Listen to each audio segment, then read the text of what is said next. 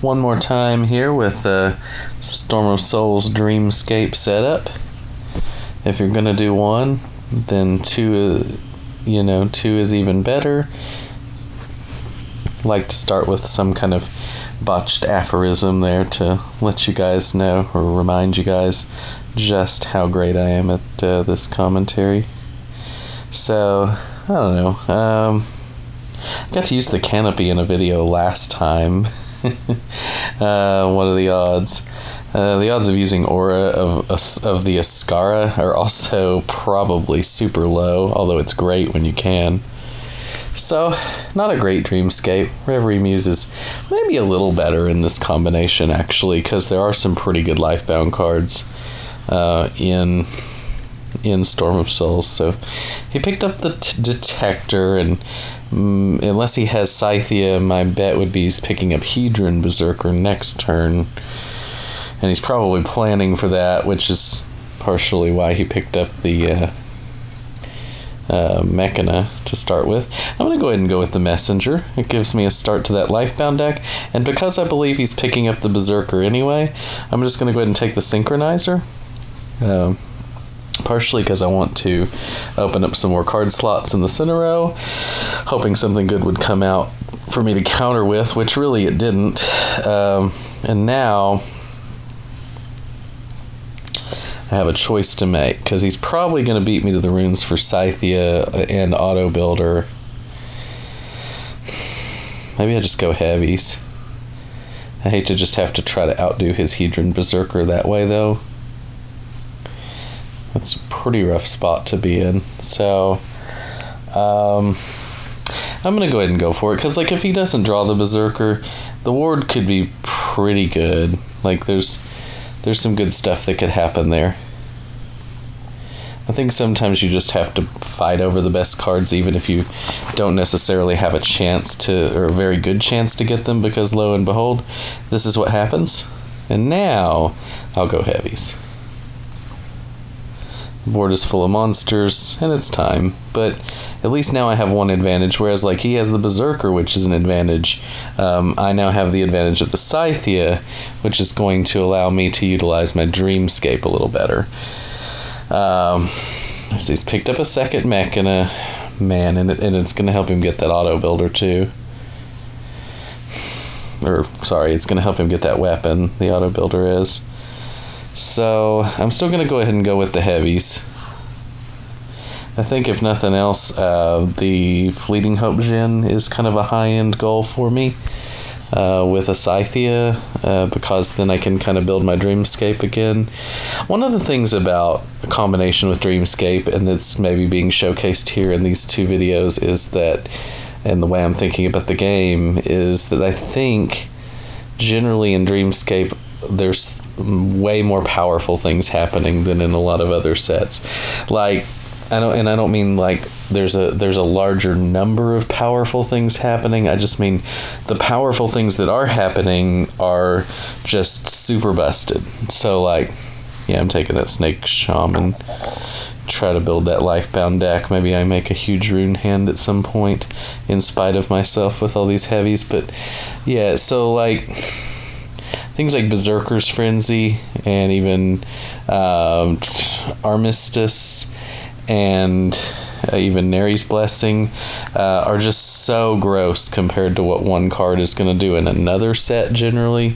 But then there's a lot of other just kind of real balanced stuff going on, which makes it just kind of awkward when one guy has the broken stuff and the other guy doesn't. But anyway, Tower of Ascara it is, no doubt about it.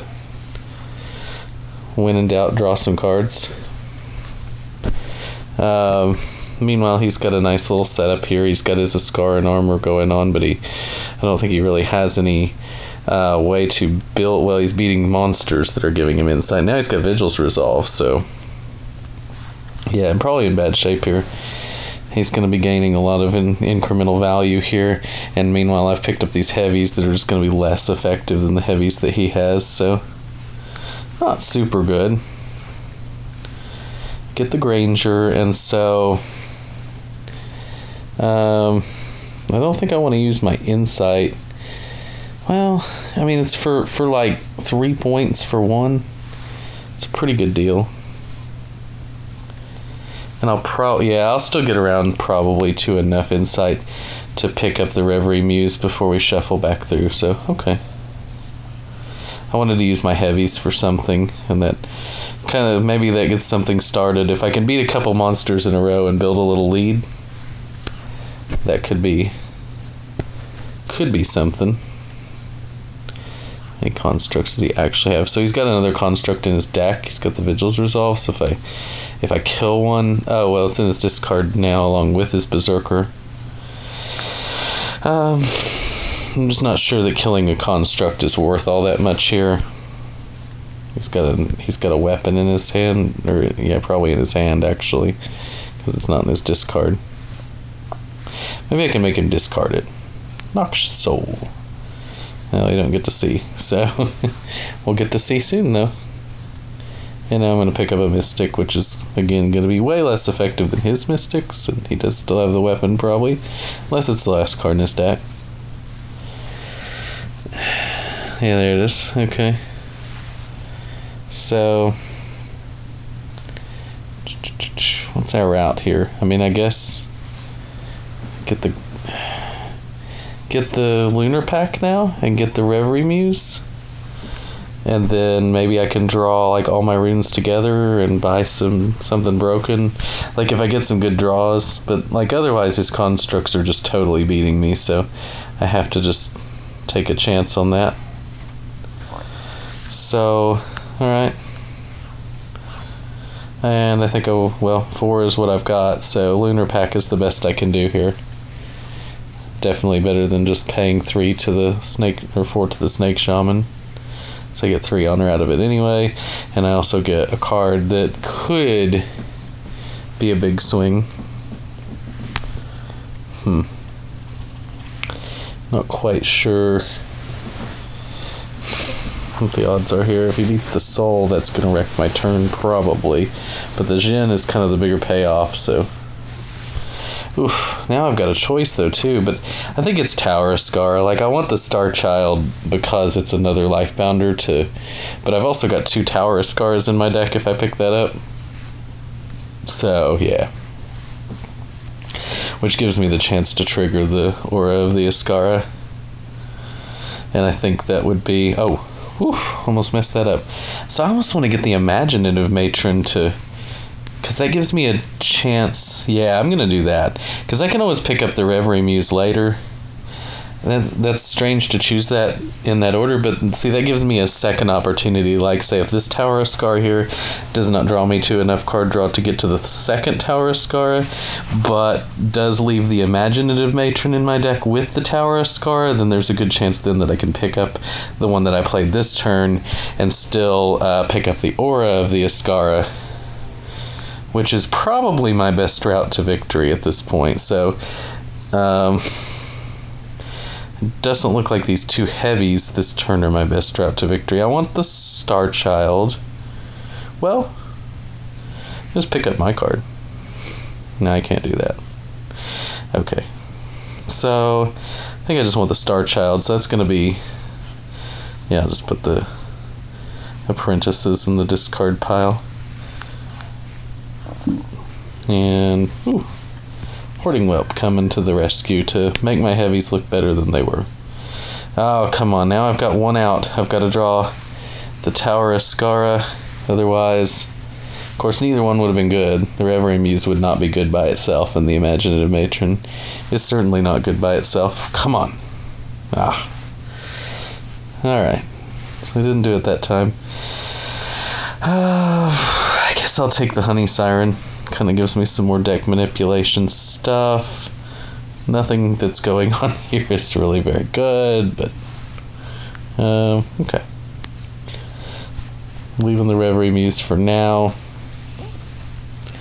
Unfortunately, the later I get the Aura of the Ascara, the less time I have to take advantage of it, so the less likely it is to actually be able to pull me back into the game. Thought, if I could start getting a lot of extra advantage out of it right away, maybe I could get back in it, but not looking real good now.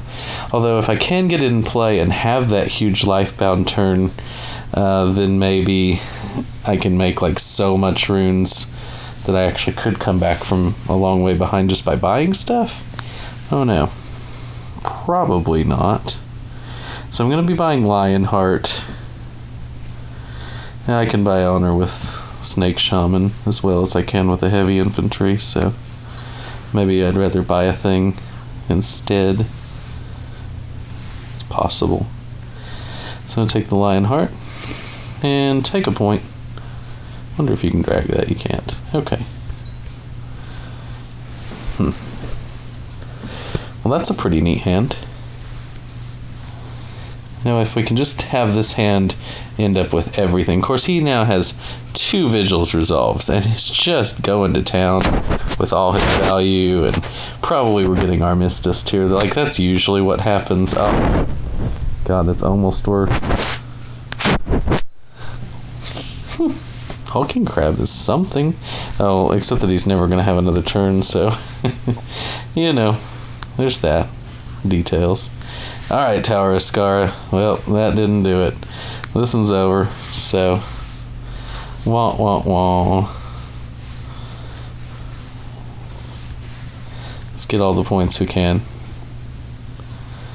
And there it is. So, only lost by 46. So, well done to Be Fed. I will challenge the rematch. And thanks for watching.